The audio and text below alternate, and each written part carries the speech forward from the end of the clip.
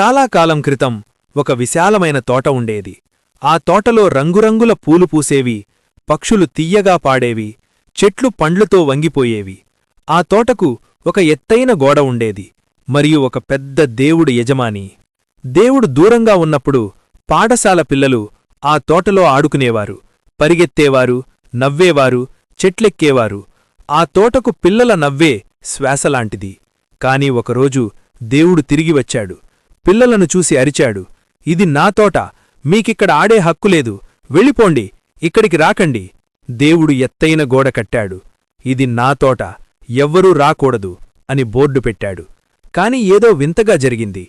వసంతం వచ్చింది, వేసవి వచ్చింది, కాని ఆ తోటలో పూలు పూయలేదు. శరదృతువు వచ్చింది, కాని ఆ తోటలో పళ్ళు కాయలేదు. చలికాలం ఒక్కటే ఉంది, మంచు మంచు మంచు మాత్రమే. ఒక ఉదయం దేవుడు నిద్రలేచాడు.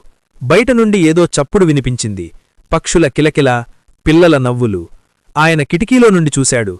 కళ్ళు నమ్మలేకపోయాయి. తోటలో ఒక మూల, పిల్లలు గోడలో ఒక చిన్న రంధ్రంగుండా వచ్చారు. ఆ మూలలో పూలు పూశాయి, చెట్లకు ఆకులు వచ్చాయి, పక్షులు పాడుతున్నాయి. వసంతం ఒక్క మూలలో వచ్చింది, పిల్లలు ఉన్నచోట మాత్రమే. అన్ని పిల్లలూ వచ్చారు, కాని ఒక్క చిన్న పిల్లవాడు రాలేదు. అతను చాలా చిన్నగా ఉన్నాడు, చెట్టు ఎక్కలేకపోయాడు, గోడ చుట్టూ తిరుగుతూ ఏడుస్తున్నాడు. ఆ చెట్టు ఆ పిల్లవాడు లేకపోవడంతో ఒక్కటే ఇంకా మంచులో నిలబడింది. దేవుడు చూశాడు. గుండె ఆగినట్లయింది.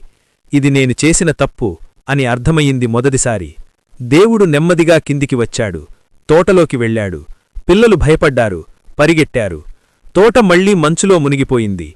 కాని ఆ చిన్న పిల్లవాడు చూడలేదు, ఏడుస్తున్నాడు కాబట్టి. దేవుడు మెల్లగా వంగాడు, ఆ పిల్లవాడిని తన చేతిలో పెట్టుకున్నాడు, చెట్టుమీద కూర్చోబెట్టాడు. ఆ క్షణం ఆ చెట్టుకు పూలు పూశాయి. పిల్లవాడు నవ్వాడు. దేవుడి మొహంపై జీవితంలో మొదటిసారి నవ్వు వచ్చింది. పిల్లలు తిరిగి వచ్చారు. వసంతం తోటంతా పరుచుకుంది. ఆ రోజునుండి దేవుడు మారిపోయాడు. గోడను కూల్చాడు. "ఈ తోట ఇక అందరిది" అన్నాడు. ప్రతిరోజూ పిల్లలు ఆడుకున్నారు. ప్రతిరోజూ వసంతం నిండింది. దేవుడు మొదటిసారి అర్థం చేసుకున్నాడు, స్వయంగా అనుభవించిన సంతోషంలో కాదు, పంచిచ్చిన సంతోషంలోనే నిజమైన జీవితం ఉంటుందని. మన సమయం, మన ప్రేమ, మన సంతోషం పంచుకోవడం మరిచిపోతాం. కాని గుర్తుంచుకోండి, పంచిచ్చినప్పుడే తోటలో వసంతం వస్తుంది. ఈ కథ నచ్చిందా? దయచేసి ఒక్క లైక్ చేయండి.